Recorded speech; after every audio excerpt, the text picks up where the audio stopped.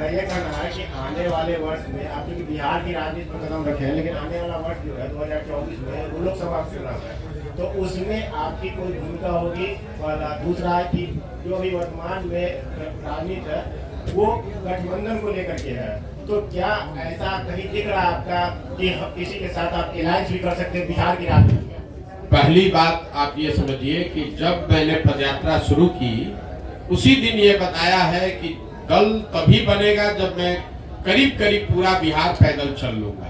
तो लोकसभा से पहले तो अभी हम आधा बिहार ही कर पाए हैं, 2-4-5 जिला और कर लेंगे। तो लोकसभा से पहले जन स्वराज दल बनने की संभावना तो मैं नहीं देखता हूँ। लेकिन अगर लोग ये चाहते हैं कि वो चुनाव लड़े, जो लोग जन स्वराज परिवार से इस परिकल्पना सोच से जुड़ रहे हैं, और अगर वो तय करते हैं कि चुनाव लड़ा जाए तो उन जगहों पर चुनाव लड़ सकते हैं। लेकिन जो चुनाव लड़ेगा वो निर्दलीय के तौर पर लड़ेगा। जन स्वराज परिवार या हमारी सोच या हम लोग के पास जो भी व्यवस्था है उसकी मदद करेंगे, लेकिन ये निर्णय विशुद्ध तौर पर उन लोगों का है जो जन स्वराज से जुड़े हुए हैं। अगर लोकसभा के स्तर पर, जिले के स्तर पर वो निर्णय लेते हैं कि हम लोग को चुनाव लड़ना है, हम लोग के पास योग्य कोई प्रत्याशी है, तो वो चुनाव निर्दलीय के तौर पर लड़ सकता है। इसका एक उदाहरण आपने देखा होगा, पहले 5 जिलों में जब हम लोग पैदल चल लिए तो वहां पर एक उपचुनाव हुआ, कई उपचुनाव हुए, लेकिन उसमें एक शिक्षा के एमएलसी का भी चुनाव हुआ। तो लोगों का ऐसा मानना था कि चूंकि हम लोग शिक्षा पर इतनी बात कर रहे हैं तो शिक्षकों के एमएलसी के चुनाव को हम लोग को लड़ना चाहिए। तो उन 5 जिले के जन स्वराज के साथियों ने मिलकर यह तय किया और अपने में से अफाक अहमद जी को चुनकर प्रत्याशी बनाया गया। वो लड़े निर्दलीय के तौर पर, लेकिन चुनाव जीते, अभी एमएलसी भी हैं। तो लोकसभा में ये संभव है कि जन स्वराज के जो साथी जिन जिलों में हम लोग पदयात्रा कर चुके या जहां पर वो संगठन बन गया है, वहां पर अगर वो तय करते हैं कि चुनाव लड़ना है, उनके पास उनकी नजर में कोई योग्य उम्मीदवार होगा तो उम्मीदवार निर्दलीय के तौर पर लड़ सकता है। जन स्वराज दल के तहत कोई चुनाव लड़ने की अभी संभावना नहीं है। दल तभी बनेगा जब मैं पूरे बिहार की या ज्यादातर बिहार की पदयात्रा पूरी कर लूंगा। दूसरा आपने कहा गठबंधन की, तो कोई संभावना नहीं है, इसको लिख लीजिए बिल्कुल बोल्ड शब्द में। ये जन स्वराज की जो पूरी परिकल्पना है, इसमें कोई गठबंधन की संभावना किसी तरह की, किसी दल किसी व्यक्ति से है ही नहीं। ये नई व्यवस्था बनाने की बात है। ये एमएलए जीतने का, एमपी जीतने का, चुनाव लड़ने का अभियान नहीं है। बिहार में व्यवस्था परिवर्तन के लिए इतना बड़ा संघर्ष हमने शुरू किया है। हमको 10, 20, 50 एमएलए जिताने में कोई दिलचस्पी नहीं है, एमएलए जिताने में भी दिलचस्पी नहीं है। हमारी दिलचस्पी है कि बिहार को जीता जाए, लेकिन बिहार को सही लोगों के साथ जीता जाए।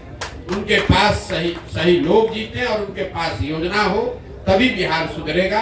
और जो हमारी अपनी समझ है कि जो अभी तक हमने देखा है 16 महीनों में, अभी तक जो मुझे दिख रहा है, जब ये दल बनेगा तो बिहार की जनता तैयार है। या तो वो इस दल को अर्श पे बैठाएगी या फर्श पे रखेगी, या तो जन स्वराज को 0 सीट आएगा या इतना सीट आएगा कि आप उसको गिन नहीं पाइएगा। इसलिए गठबंधन की कोई जरूरत भी नहीं है। ये संभव है कि सारे प्रयास के बावजूद जनता इससे इत्तेफाक न रखे, लेकिन अगर इत्तेफाक रखेगी तो ये मॉडल ही ऐसा है कि इसमें या तो आप पूरा ही आपका है या नहीं तो कुछ भी आपका नहीं है। लेकिन आपने शायद एक अगला सवाल से जुड़ा, आपने एक इंटरव्यू में बताया है कि आपकी विचारधारा जो कांग्रेस से मिलती जुलती मेल खाती है, तो क्या ये इंडिकेट है कांग्रेस के लिए आप खुला रास्ता? बिल्कुल। आप देखिए, जो मैंने कहा है उसको फिर से दोहरा देता हूँ। उन्होंने पूछा आपकी विचारधारा क्या है, तो मैंने कहा कि मेरी विचारधारा, हम गांधी को लेकर चल रहे हैं और हर दिन अपने भाषणों में भी कहते हैं कि पूरा ये जो जन स्वराज है, ये आजादी से पहले, आज की कांग्रेस नहीं, आजादी से पहले जो कांग्रेस की व्यवस्था थी उस व्यवस्था को पुनर्जीवित करने का प्रयास है। जहां दल जो है वो किसी व्यक्ति विशेष का ना हो, किसी जाति का ना हो, किसी परिवार का ना हो। आजादी से पहले जो कांग्रेस थी वो किसी परिवार की पार्टी नहीं थी, वो किसी जाति विशेष की पार्टी नहीं थी, वो उन सब की का दल था जो बिहार, जो राज्य, जो देश को आजाद करना चाहते थे। तो जन स्वराज उस सोच से प्रेरित है। बिहार में वो दल बने, हर वो व्यक्ति जो बिहार के पिछड़ापन से, गरीबी से, बदहाली से परेशान है, वो इसमें जुड़े और जुड़कर बिहार में परिवर्तन के लिए प्रयास करें। हम वो विकल्प बना रहे हैं और विचारधारा के आधार पर निश्चित तौर पर अगर आप महात्मा गांधी को लेकर चले हैं तो मैंने ये कहा कि आप कांग्रेस जिस विचारधारा को रिप्रेजेंट करने का दावा करती है, मेरी विचारधारा वही है। वो कर पा रहे हैं कि नहीं कर पा रहे हैं उनका मामला है, हम कांग्रेस में नहीं है। हमारी विचारधारा वो है जो महात्मा गांधी की विचारधारा कांग्रेस में थी, उसी विचारधारा को लेकर चल रहे हैं और उसी को आप कह रहे हैं कि कांग्रेस के लिए दरवाजा नहीं खोल रहे हैं। वो विचारधारा ही हम कह रहे हैं कि हमारी वही विचारधारा है। महात्मा गांधी की जो विचारधारा थी उसी विचारधारा से प्रेरित होकर इस व्यवस्था को बनाने का प्रयास है और उसी विचारधारा को कांग्रेस या उनके साथी दल उस विचारधारा का प्रतिनिधित्व होने का दावा करते हैं। उस नजरिए से आप कह सकते हैं कि मेरी विचारधारा उनसे मिलती जुलती हो सकती है या उनके करीब हो सकती है।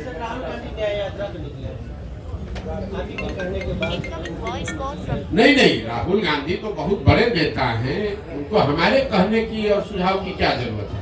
वो पहले भारत जोड़ो यात्रा उन्होंने किया है और शायद अभी बस से पद यात्रा तो नहीं करेंगे, जो अभी कल हम लोगों ने मीडिया में पढ़ा, शायद अब वो बस से या गाड़ी से पूरब से पश्चिम एक यात्रा कर रहे हैं। तो मुझे मेरी ओर से उनको शुभकामना है, मैं उसमें क्या कह सकता हूँ। अभी आपने प्रश्न कहा कि हम चुनाव में लड़ेंगे लोकसभा, मैंने ये नहीं कहा। जो लोग ही लड़ेंगे, मैंने देखिए बात की आप लोग बात को इधर से उधर घुमा देते। मैंने कहा कि जब जन स्वराज दल लोकसभा से पहले है नहीं तो जन स्वराज दल तो चुनाव लड़ नहीं सकता है, लेकिन जन स्वराज से हर जिले में जहां पदयात्रा हुई है, ये संख्या आपको बता दूं, करीब 55 से 60 हजार लोग इस परिकल्पना से जुड़कर इस दल को बनाने वाला बनना चाहते हैं। तो हमने उनको ये कहा है कि अगर आप जन स्वराज से जुड़े हैं, आप 60 हजार लोग बैठ के निर्णय लीजिए कि दरभंगा में चुनाव लड़ना है कि नहीं लड़ना है। अगर वो निर्णय लेंगे और उनके पास इस विचारधारा के मानदंडों के हिसाब से कोई चेहरा मिल जाए उम्मीदवार के तौर पर, तो उसको हर हालत में पूरी मजबूती से निर्दलीय के तौर पर लड़ाया जाएगा। लेकिन अगर किसी कारण से आपको चुनाव नहीं हो पाता, हमारे जिला की बात है, दरभंगा लोकसभा में नहीं हो पाता, कोई नहीं लड़ेंगे, कोई हड़बड़ी नहीं। लेकिन जो आपके साथ जुड़े हुए लोग हैं, हाँ। उनको आप क्या कहेंगे? किन पार्टी को? कोई दिक्कत कुछ नहीं कहेंगे। आप अपने वो आपको आइडियल मान चुके हैं। अपने विवेक के अनुसार आप जहां भी चाहें आप वहां वोट कर सकते हैं। मान लीजिए कि आप कांग्रेस की विचारधारा में यकीन रखते हैं और कांग्रेस वहां चुनाव नहीं लड़ती है। कई ऐसी जगह है जहां कांग्रेस की विचारधारा में यकीन रखने वाले लोग हैं, लेकिन कांग्रेस पार्टी वहां भी चुनाव नहीं लड़ती है।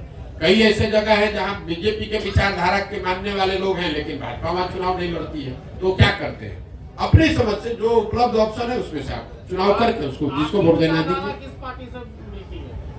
अभी तो आपको बताया भैया, किसी पार्टी से मिल हमारी विचारधारा, मेरा अपना मत ये है कि जो आजादी से पहले महात्मा गांधी की कांग्रेस थी, हम उसी से प्रेरित होकर जन स्वराज हमने शुरू किया है। विचारधारा जो गांधी की विचारधारा थी वही विचारधारा जन स्वराज की विचारधारा है, या उसको बनाने का आज के संदर्भ में उसी के करीब रहने का प्रयास है। सर, अभी आपने कहा कि लालू के डर से बीजेपी को वोट दिया था, बीजेपी के डर से लालू को। 2005 से लेकर आज तक नीतीश जी को किसके डर से वोट मिला? नीतीश जी को दो वजहों से वोट मिला है। पहली बात, जो नीतीश कुमार को वोट देता है उसका मेन वोट वही है जो लालू जी के खिलाफ वोट देता है, और दूसरा 2005 से 2010-12 तक उनकी जो सरकार यहाँ चली उसमें कुछ काम होता, सुधार होता लोगों को दिखा, तो वो सुधारवादी लोग भी उनको वोट दिया उन लोगों ने। लेकिन 2014 के बाद से नीतीश जी के राज में सुशासन का वो चीज देखने को नहीं मिला। इसीलिए आप देख रहे हैं कि किसी 2010 में 206 सीट जीतने वाले नीतीश कुमार एनडीए 2020 में जब चुनाव हुआ तो उनको 125 सीट भी जीतने में मुश्किल आई। तो सिर्फ जाति के आधार पर वोट नहीं है।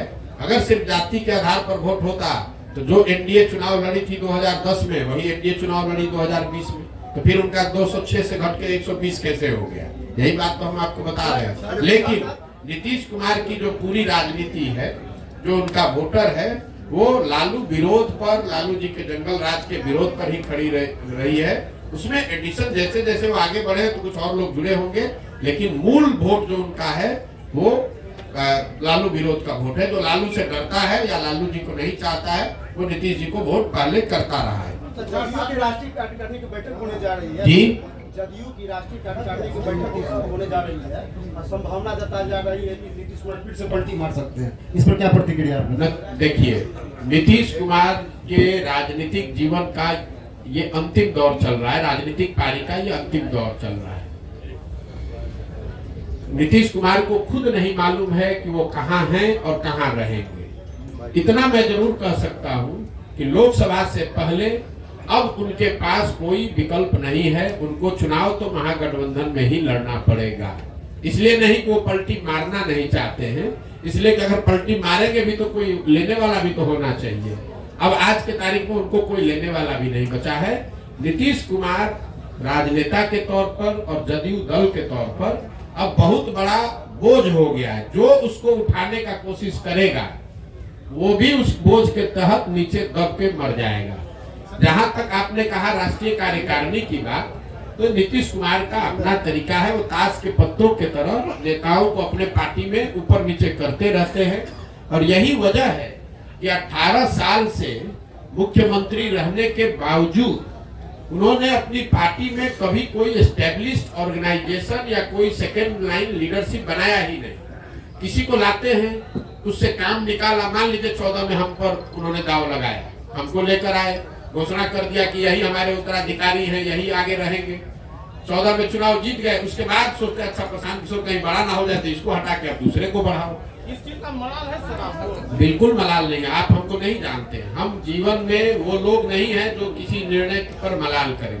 हमारे माता पिता और हमारे गुरुओं ने सिखाया है कि जीवन में जो आप काम करते हैं उसके अगर उसमें आपको कुछ गलती हो जाए तो उससे दो रास्ते आपके पास है। एक, आप अपने निर्णय और अनुभव के आधार पर सीख सकते हैं, सीख कर आगे जीवन में गलती न करें ये कर सकते हैं, या उसका मलाल कर सकते हैं। हम मलाल करने वाले लोग नहीं हैं। एक बार नीतीश कुमार ने अगर धोखा किया, उसके बाद नीतीश कुमार चाहे 20 बार हमारे पास आ गए, कितनी बार बात कर ली, कितने संदेश भेजवा दिए, हमने कह दिया कि अब फिर सियार सर्कुल के नीचे नहीं जाएंगे। हमको चाहे 1 बरस लगे कि 10 बरस लगे, अब नीतीश कुमार के साथ जाने का कोई सवाल नहीं है। नीतीश कुमार जब महागठबंधन बनाए, इस बार आपको पता चला जब बनाए तब हमको आकर मार्च में 6 महीना पहले आकर सबसे पहले हम ही से सलाह किया कि भाई अब महागठबंधन बनाना चाहते हैं, आप इधर आ जाइए। आप तो भाजपा के खिलाफ हमारी मदद करना चाहते थे। उस समय भी हमने कहा कि हम नहीं मिलेंगे, अब नहीं आ सकते हैं, आपको जो करना है वो कीजिए, हम अपनी नई व्यवस्था ही बनाना चाहते हैं। अरे प्रशांत किशोर जी, मेरा एक सवाल है जी कि आपने अभी अपने ही माना इस बात को कि बिहार में जातीय के आधार पे लोग वोट देते हैं। जाति भी एक आधार है। जाति भी आधार जी। है। कुछ लोग भाजपा के विरोध में आरजेडी को वोट देते हैं जी। कुछ लोग आरजेडी के लोग। क्या लगता है जिस तरह से आप घूम रहे हैं, बहुत राह आसान है आपके लिए बिहार में जिस विजन को लेके आप चले हैं? मेरे भाई ऐसा है, हम आसान राह वाले लोग नहीं हैं। 2010-11 में हम अगर दरभंगा में आकर आपको ये बताते कि मैं कोई चुनाव प्रबंधन रणनीतिकार के तौर पर काम शुरू कर रहा हूं, जिसमें देश भर के दल और नेता हमसे आकर सलाह, हम जैसे लोगों से आकर सलाह लेंगे और अपना चुनाव लड़ेंगे और चुनाव हराया जिताया जा सकता है, तो पत्रकार के नाते या नागरिक होने के नाते आप क्या करते? हंसते या फिर कहते अच्छा करके देखिए, इससे तो कुछ हो नहीं सकता है। जो पहले से नेता है वो आपसे सलाह क्यों लेगा? लेकिन 10 वर्ष में उस चीज को हमने प्रमाणिक तौर पे करके दिखाया। मान लीजिए कि हमने भाजपा की मदद की, वो जीते। कुछ लोगों ने माना हाँ भाई इनमें दम है, कुछ लोगों ने कहा भाई इनका क्या था, तो मोदी जी का दम था। फिर जब 2015 में भाजपा को यहाँ हरा दिया तो कुछ और लोगों ने माना कि नहीं भाई कुछ तो ये लड़का जरूर जानता है। लेकिन कई लोगों ने कहा भाई इसमें इनका क्या हो, तो लालू नीतीश का करिश्मा था। फिर जाके पंजाब जीते तो लोगों ने कहा ना भाई कुछ तो जरूर जानता होगा, तभी पंजाब भी जीत गया। तेलंगाना जीते, आंध्रा जीते, तमिलनाडु जीते, महाराष्ट्र जीते, दिल्ली जीते, वेस्ट बंगाल जीते, तब ना लोग मान रहे हैं कि भैया इनको चुनाव लड़ाने आता है। एक दिन में तो आप माने नहीं है। तो वैसे ही अगर आज हम चल रहे हैं तो स्वाभाविक तौर पर लोगों को यही लगेगा कि बड़ा कठिन है, और कठिन है इसीलिए हमको करना है। लेकिन अगर आप उसको 2 बरस 3 बरस 4 बरस 5 बरस ईमानदारी से मेहनत से करेंगे तो निश्चित तौर पर इसको किया जा सकता है। हम उनमें से नहीं है जो आकर कहीं लड़ाई में घुस गया। अगर हम यहाँ लड़ने आए हैं तो आप ये मान कर चलिए कि जितनी भी राजनीतिक समझ रखने वाले यहाँ लोग हैं, थोड़ी बहुत समझ हमको भी है। आप ये मान कर चलिए कि इसके जीतने का पूरा खाका हम बनाकर आए हुए। हम उनमें से नहीं है जो आगे से घूमने लगे। इतना तो आप भी जान रहे हैं।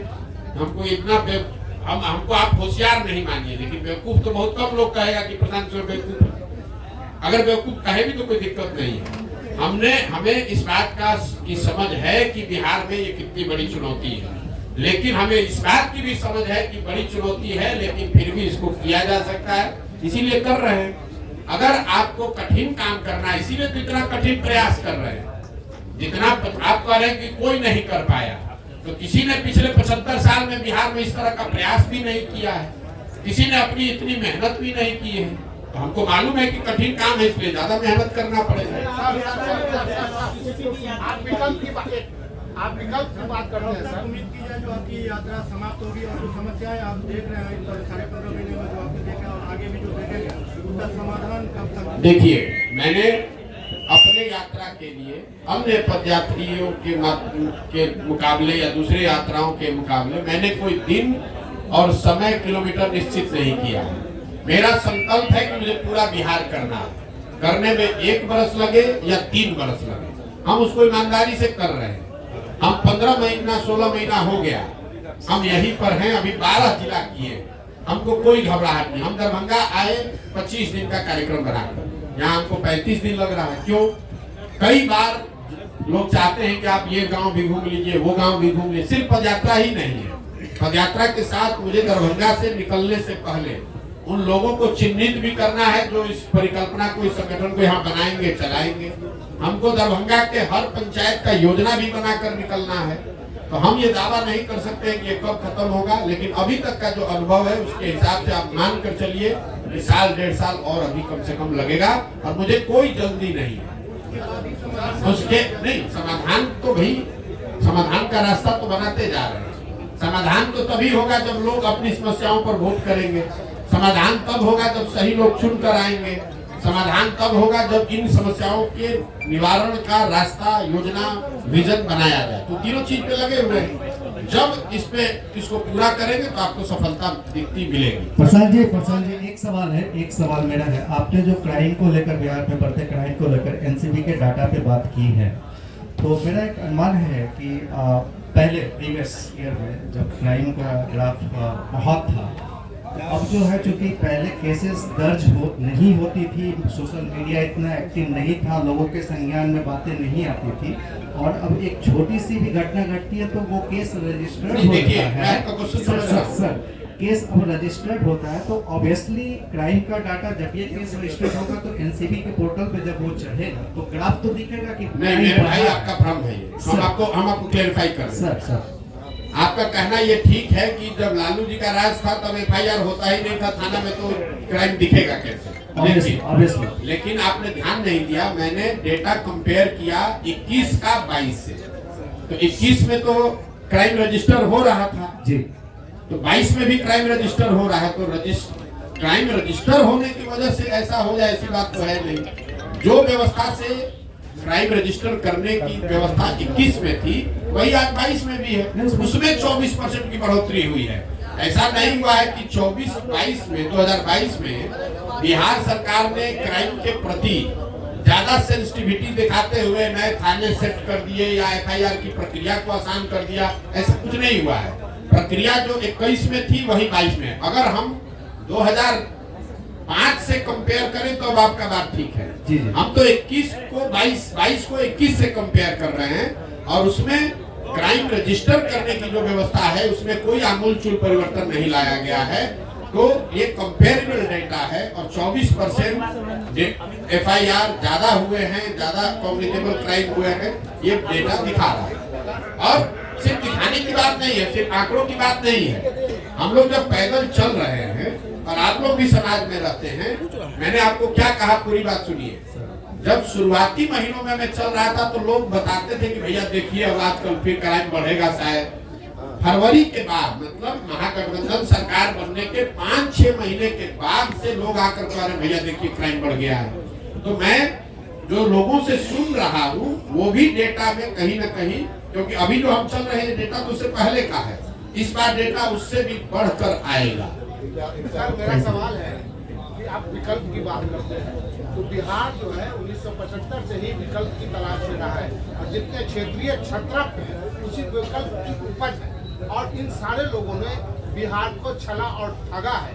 तो आप जन स्वराज जो है एक विकल्प के रूप में देखा जा रहा है, इसकी क्या गारंटी है कि पिछले लोगों की तरह जन स्वराज बिहार के लोगों? मेरे भाई हमारे हर भाषण को सुन लीजिए, हम हर भाषण में पहले कहते हैं कि आप बिल्कुल प्रशांत किशोर पर भरोसा मत कीजिए, आप अपने आप पर भरोसा की। प्रशांत किशोर अगर जन स्वराज बनाते, हम इसके नेता होते, हम आपको कहते कि हम आपका ठीक कर देंगे, तब में धोखा देते। हम तो आप हमारी भाषणों को जाकर सुन लीजिए, हम ये कह रहे हैं कि कोई प्रशांत किशोर 10 प्रशांत किशोर आ जाएगा तब भी आपका जीवन नहीं सुधरेगा।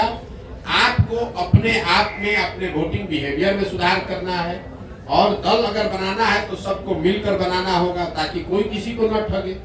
अगर बिहार के 10 लाख लोग मिलकर दल बना रहे हैं तो सब लोग तो एक दिन में नहीं परिवर्तित हो जाएगा। प्रशांत किशोर तो ठग सकते हैं।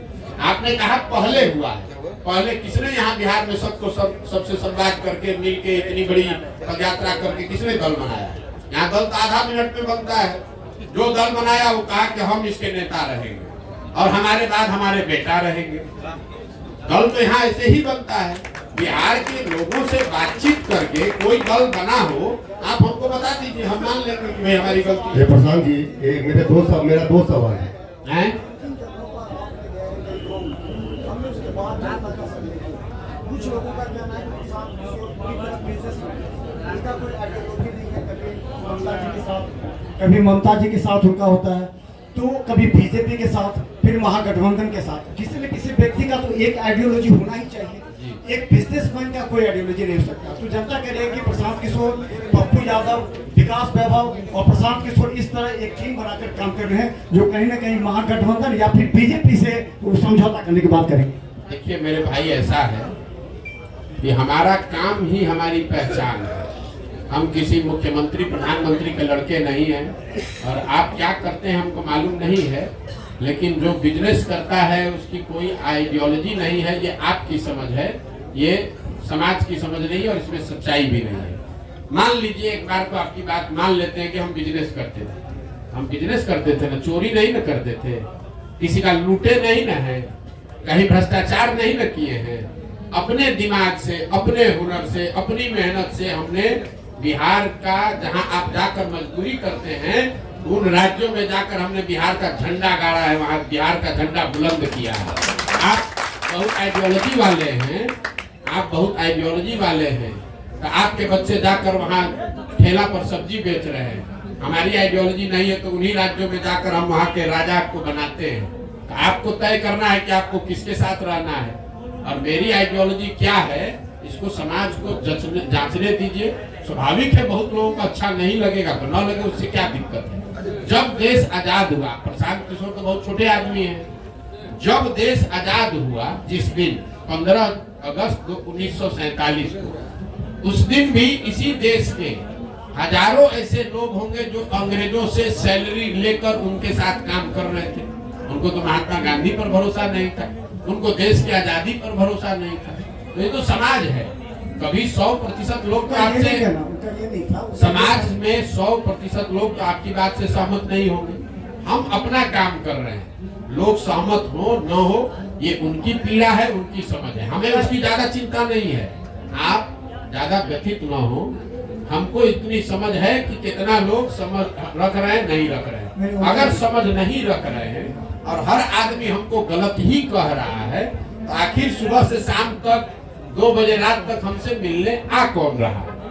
ये भी आप पत्रकार होने के नाते आपको पूछना चाहिए। उनका ये कहना था कि जैसे अलग अलग स्टेट में आपकी अलग अलग, अरे भाई हमने 10 बरस काम किया है, हमने आपको गिनवाया, वही काम हमारी पहचान है, तभी ना आप यहाँ बैठे हुए हैं। यहाँ 15 महीना नहीं 15 साल पैदल चल के आएगा तो कोई पत्रकार आएगा सुनने? आप भी इसीलिए आए हैं कि आपको मालूम है कि ये प्रशांत किशोर है, अगर ये प्रयास कर रहा है तो यहाँ ठोक कर जाएंगे सबको, चिंता मत कीजिए। चुनावी रणनीतिकार अपने आप को कहते हैं, जितने जगह आपने बिहार में भ्रमण किया अभी तक, तो क्या 2024 का चुनाव जो होने वाला है उसमें दलों पे प्रभाव पड़ेगा? जितने जगह हम जब चुनाव ही नहीं लड़ रहे तो आप नहीं लड़ रहे हैं। आप सुन लीजिए बात, 2025 का चुनाव होने दीजिए, उसके बाद आप उनको खोजिएगा मिलने के लिए कि प्रभाव क्या पड़ा नहीं पड़ा। हमारा जो ट्रैक रिकॉर्ड है, लोग हमको जब चुनाव का परिणाम आता है तब खोजते हैं कि कौन है। जब तक चुनाव का परिणाम नहीं आता है तो सब आदमी यही कहता है कौन है प्रशांत किशोर, तो बिजनेसमैन है, ये तो एनजीओ चलाता है, ये तो लैपटॉप चलाता है। और जब परिणाम आता है तो कहता अच्छा यही है प्रशांत किशोर। तो यही बिहार में भी होगा 25 में। एक सवाल आखिरी है, इसको भी आपको लगता है ना कि जो बहुत बड़ा राजनीति का समझ है, उसको भी प्राइवेट में जाकर पूछ लीजिएगा, जिसको दम हो बिहार में, जिसको भी दम है उसको खुली चुनौती दे रहे हो, खाली कह दे कि हमको भैया ये चुनाव हम लड़ेंगे प्रशांत किशोर के खिलाफ पूरा बिहार में, जिसको दम है कि हम आके सामने कहते हैं हम लड़ाते हैं, जरा जीत के दिखा दे, जिसको दम है। खुला चुनौती दे रहे हैं तीनों दल का जो नेता बिहार का कोई क्षेत्र चुन ले और कहे कि भैया हमको यहाँ हरा कर दिखा दीजिए, उसको दिखा देंगे कि कैसे चुनाव लड़ा जाए। हमको किसी से सर्टिफिकेट की जरूरत नहीं है, हम यहाँ चुनाव लड़ने नहीं आए हैं, हम बिहार में अपना जीवन खपा रहे हैं इस राज्य को सुधारने के लिए। सुधरे न सुधरे वो समय बताएगा। चुनाव को लेकर हमको बिहार के टुटपुंजिया नेताओं से सर्टिफिकेट नहीं चाहिए। ये बिहार में जो लोग नेतागिरी करते हैं, इनके जो आका है उनकी जब गाड़ी फंसती है तो हमसे सलाह लेने आते हैं। अब उनको हम बताएंगे चुनाव कैसे लड़ा जाएगा, ये हमको बताएंगे। पप्पू यादव जी ने आरोप लगाया है, आगे बढ़े। मेरा एक प्रश्न है, एक तरफ रामलला की मूर्ति का 22 तारीख को 22 तारीख को अयोध्या में मंदिर निर्माण है, दूसरे राहुल गांधी यात्रा निकाल रहे हैं। कई लोग ऐसे हैं नेता जो वहाँ जाने के लिए,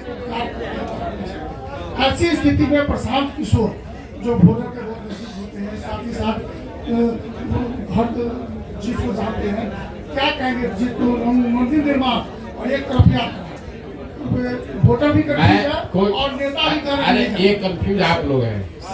राम मंदिर का उद्घाटन चुनाव में बहुत बड़ा मुद्दा नहीं है। मैं आपको ये अपने अनुभव के आधार पर बता देता हूँ। चुनाव की जितनी समझ हमको थोड़ी बहुत है, कोई एक मुद्दा जिसको आपने पहले कड़ाही पर चलाकर गुड़ बना लिया है, अब वापस से उसको चढ़ाकर समाज को उस तरीके से आंदोलित नहीं किया जा सकता है। राम मंदिर के मुद्दे पर एक बार जब आडवाणी जी सोमनाथ से चले तब एक बार उस मुद्दे पर वोट पड़ा, उसके बाद वो बहुत बड़ा मुद्दा है, लोगों के सबकॉन्शियस माइंड में है, चर्चा में है, प्रचार होगा, लेकिन वोट उस पर नहीं पड़ेगा। आप मोदी जी ने जब अपने पार्लियामेंटेरियन से, अपने सांसदों से मुलाकात की तो मोदी जी ने भी खुद कहा कि खाली राम मंदिर के नाम पर चुनाव नहीं जीता जा सकता है, क्योंकि एक बार मंडल आया तो देश में बहुत आंदोलन हुआ, लेकिन जब 5 वर्ष के बाद मंडल लागू किया गया तो किसी को पता नहीं चला। आज जब रिजर्वेशन के लिए यहाँ बिल पास हुआ तो उस पर कोई रिएक्शन नहीं है। तो समाज की इतनी समझ रखिए, काठ की हांडी या कच्ची हांडी, आप एक ही चीज को बार बार नहीं चला सकते हैं। जन आंदोलन हुआ अन्ना के समय में लोकपाल को लेकर, आज आपको लगता है कि जन लोकपाल के नाम पर आंदोलन फिर से हो सकता है? उस समय हुआ, पूरा देश अन्ना के साथ जन लोकपाल के नाम पर खड़ा हुआ। आज अगर अन्ना भी आ जाए, जन लोकपाल फिर से लेके बैठ जाए तो भी कोई नोटिस नहीं लेगा। तो राम मंदिर का उद्घाटन बहुत बड़ी घटना है, उसकी चर्चा होगी, बीजेपी उसका प्रचार प्रसार भी करेगी, उसका लाभ लेने का कोशिश भी करेगी, लेकिन वोट उस पर बहुत ज्यादा प्रभावित उसकी वजह से नहीं होगा। दूसरी वजह से लोग वोट भले दे दे, वो अलग बात। राम मंदिर का निर्माण एक घटना बहुत बड़ी घटना है, उसका उद्घाटन बहुत बड़ी घटना है।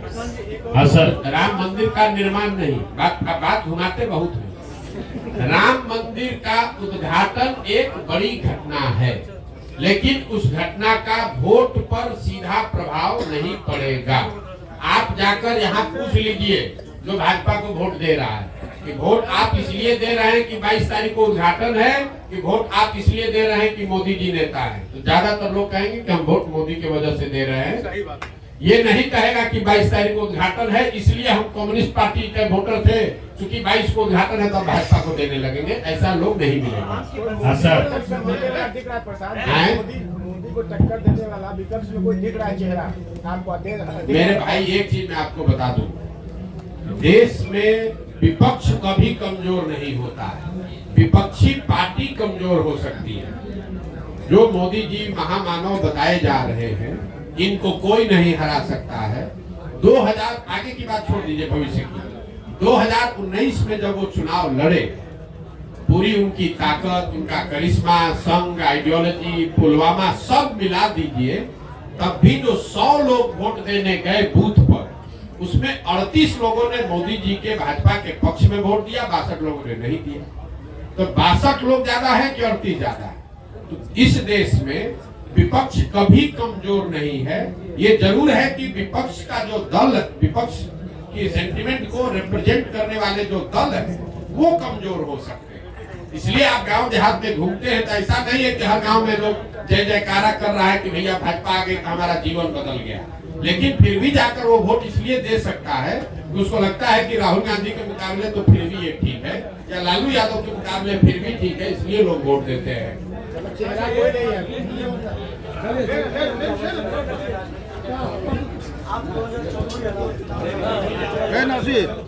मेरा लोगो ला हम कैलकुलेशन नहीं करते, हम कैलकुलेशन वही करते हैं जहाँ काम करते हैं। हम बंगाल में काम कर रहे थे, हमने बंगाल का कैलकुलेशन बताया। नहीं, हम कुछ आइडिया वाले नेता नहीं है। हम जो बोलेंगे बिहार के नजरिए से आपको बोल देते हैं, आप इसको हेडलाइन ले लीजिए। बिहार में लोकसभा चुनाव में जदयू को, इस बात को ध्यान रखिए, अभी महागठबंधन नहीं कह रहे हैं, जदयू को 5 सीट भी नहीं आएगा। और अगर आ जाए तो हमारी गर्दन पकड़ लीजिएगा। 5 सीट भी नहीं आएगा। और लोकसभा चुनाव के बाद जदयू एज ए राजनीतिक दल का विघटन शुरू हो जाएगा। हम उन बातों पर टिप्पणी नहीं करते हैं जिसका हमको सीधा अनुभव नहीं है। बंगाल पर हमने टिप्पणी की क्योंकि बंगाल में हम काम कर रहे थे और ठोक कर कहा कि भाजपा को 100 विधायक नहीं आएगा, 77 आया। देश भर का लोग कह रहा था 200 आएगा। तो यहाँ बिहार के नजरिए से आपको कह देते हैं जदयू को 5 सीट नहीं आएगा। 1 आए, 2 आए, 5 पार हो जाए तो आप हमारा गर्दन पकड़ लीजिएगा, बिहार की जनता के सामने खड़ा होकर माफी मांगिए। क्या नहीं, अरे टूट कुछ नहीं होता है। अभी नीतीश कुमार मुख्यमंत्री के कुर्सी पर है, टूट तो नीचे से अंदर पूरी हो गई है। अब चूंकि सत्ता में बैठे हुए हैं तो लोग उनके साथ चिपका हुआ है। लोकसभा तक इंतजार करेगा, लोकसभा का रिजल्ट आएगा, उसके बाद उस दल का विघटन शुरू हो जाएगा। क्या इससे फर्क पड़ता है कौन रहेगा कौन हटेगा? चलिए ना, तो माइक ले लीजिए। बिल्कुल सबको समर्थन दिया जा रहा है। जो